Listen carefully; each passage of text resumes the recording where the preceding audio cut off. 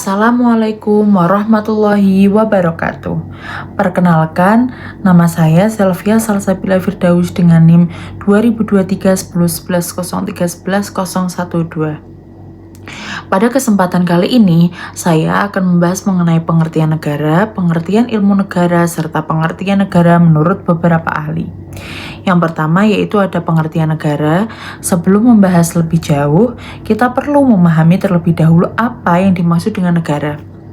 Secara umum, negara adalah suatu organisasi yang dibentuk oleh sekelompok manusia yang tinggal di suatu wilayah tertentu, memiliki pemerintahan yang berdaulat, serta memiliki tujuan untuk mengatur kehidupan masyarakat agar tercipta ketertiban, keamanan, keadilan, dan kesejahteraan. Negara bukan hanya sekedar wilayah atau kumpulan penduduk. Negara merupakan suatu organisasi kekuasaan yang memiliki kewenangan untuk membuat aturan yang bersifat mengikat bagi seluruh masyarakat. Aturan tersebut dibuat agar kehidupan bersama dapat berjalan secara tertib dan setiap warga negara memperoleh perlindungan atas hak maupun kewajibannya. Dalam ilmu negara, terdapat 4 unsur utama yang harus dimiliki oleh sebuah negara, yaitu pertama, penduduk, yaitu orang-orang yang menetap dalam suatu wilayah negara. Selanjutnya ada wilayah, meliputi daratan, lautan, dan wilayah udara yang menjadi kekuasaan negara. Selanjutnya, pemerintahan yang berdaulat, yaitu pemerintah yang memiliki kekuasaan untuk menjalankan negara tanpa campur tangan pihak lain. Yang selanjutnya yaitu pengakuan dari negara lain, terutama pengakuan secara de facto maupun de jure, yang memperkuat kedudukan negara dalam hubungan internasional.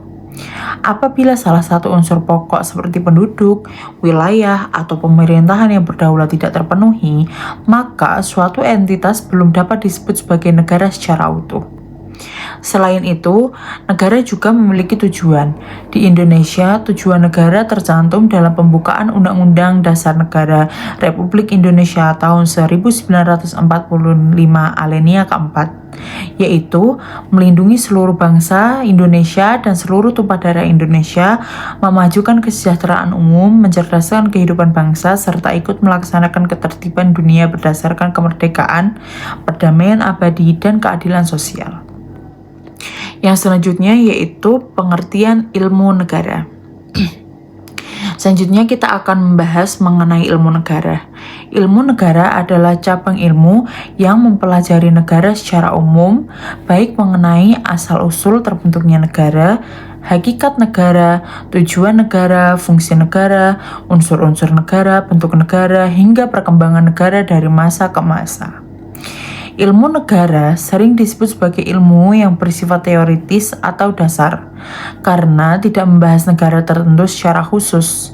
Ilmu negara berusaha menemukan konsep-konsep umum yang dapat diterapkan pada semua negara.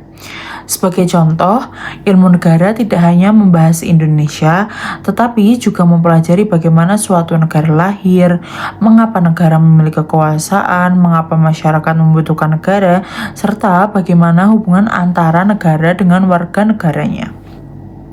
Dengan mempelajari ilmu negara, kita dapat memahami bahwa setiap negara memiliki karakteristik yang berbeda, tetapi tetap memiliki prinsip-prinsip dasar yang sama sebagai sebuah negara. Ilmu negara juga menjadi dasar bagi berbagai cabang ilmu hukum lainnya, seperti hukum tata negara, hukum administrasi negara, hukum internasional, bahkan ilmu politik. Oleh karena itu, sebelum mempelajari aturan-aturan hukum secara lebih spesifik, mahasiswa hukum perlu memahami konsep dasar negara melalui ilmu negara. Selanjutnya yaitu ada pengertian negara menurut para ahli. Yang pertama yaitu ada Aristoteles. Menurut Aristoteles, negara adalah suatu persekutuan dari keluarga dan desa yang bertujuan mencapai kehidupan yang baik atau the good life. Artinya, negara dibentuk bukan hanya untuk menjaga keamanan, tetapi juga untuk menciptakan kehidupan masyarakat yang adil, sejahtera, dan bermoral. Pandangan Aristoteles menunjukkan bahwa negara memiliki tujuan yang lebih luas daripada sekedar menjalankan pemerintahan. Selanjutnya yaitu ada Jean Bodin. Menurut Jean Bodin, negara adalah suatu persekutuan dari keluarga-keluarga beserta kepentingannya yang dipimpin oleh kekuasaan yang berdaulat. Konsep yang paling terkenal dari Jean Bodin adalah kedaulatan. Menurutnya, suatu negara harus memiliki kekuasaan tertinggi yang tidak dapat dipengaruhi oleh kekuasaan lain.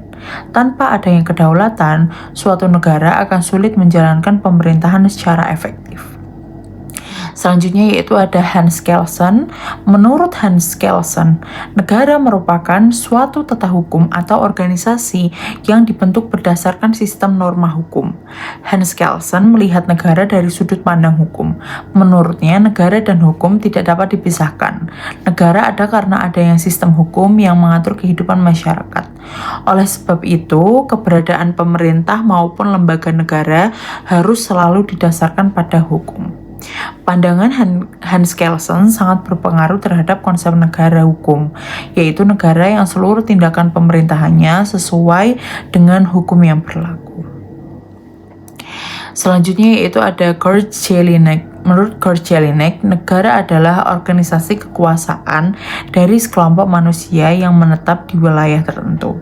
Jelinek menekankan bahwa negara harus memiliki 3 unsur utama, yaitu rakyat, wilayah, dan pemerintahan yang berdaulat.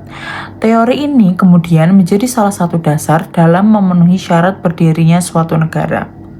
Selanjutnya yaitu ada Miriam Budiardjo. Menurut Miriam Budiardjo, negara adalah suatu organisasi dalam suatu wilayah yang memiliki kekuasaan tertinggi yang sah serta ditaati oleh rakyatnya. Pendapat ini banyak digunakan dalam kajian ilmu politik di Indonesia karena menjelaskan bahwa negara bukan hanya memiliki kekuasaan tetapi juga memperoleh legitimasi dari masyarakat sehingga aturan yang dibuat dapat dipatuhi. Berdasarkan pembahasan tersebut, dapat disimpulkan bahwa negara merupakan organisasi yang memiliki wilayah, penduduk, pemerintahan yang berdaulat, serta tujuan untuk menciptakan ketertiban dan kesejahteraan masyarakat. Sementara itu, ilmu negara adalah ilmu yang mempelajari negara secara umum, mulai dari hakikat, asal-usul, tujuan, fungsi, hingga perkembangan negara. Ilmu negara menjadi landasan penting bagi mahasiswa hukum karena membantu memahami konsep-konsep dasar sebelum mempelajari cabang-cabang hukum yang lebih khusus. Meskipun para ahli memiliki definisi yang berbeda-beda, pada dasarnya mereka sepakat bahwa negara merupakan organisasi yang memiliki kekuasaan untuk mengatur masyarakat demi mencapai tujuan bersama. Demikian pemaparan yang dapat saya sampaikan. Terima kasih atas perhatiannya. Wassalamualaikum warahmatullahi wabarakatuh.